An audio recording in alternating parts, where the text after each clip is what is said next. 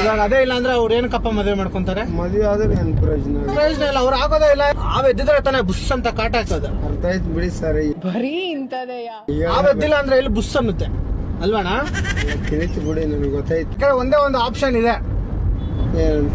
ಏನಂತ ರುಕೋ ಜರ. ಏನಂದ್ರೆ ಬೇರೆಯವ್ರ ಲಿಂಗ ಎತ್ಬಿಟ್ಟು ಇವ್ನಿಗೆ ಹಾಕ್ಬೋದು.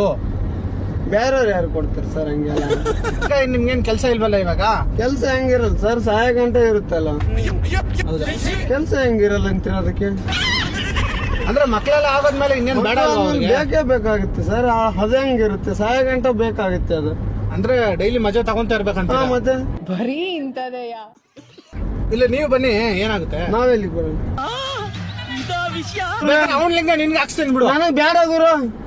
ಅವ್ನ್ ಲಿಂಗ ಸರ್ ನೀವು ಅವ್ನ್ ಲಿಂಗ ನೀನ್ ಹಾಕೋಬೇಕಾದ್ರೆ ನಾನ್ ಸಾಯ್ತೀನ ವಿನ ಅದನ್ನ ಕೊಡೋದಿಲ್ಲ ನಾನು.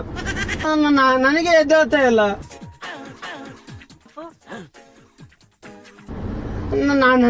ನಾನೇ ಅವನಿಗೆ ಕೊಡ್ಲಿ.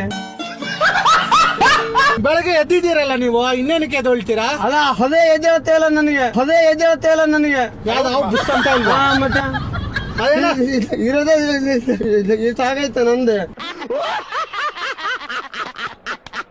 ನನ್ ಮಾತ್ ಕೇಳು, ನಿನ್ಗೆ ನಂದೇ ಇಷ್ಟ ಆಗೈತೆ ಗುರುವೆ. ಬೇಕಾದ್ರೆ ಅದಕ್ಕೆ ಇಂಜೆಕ್ಷನ್ ಹಾಕ್ಸ್ತೀನಿ ಬಿಡು.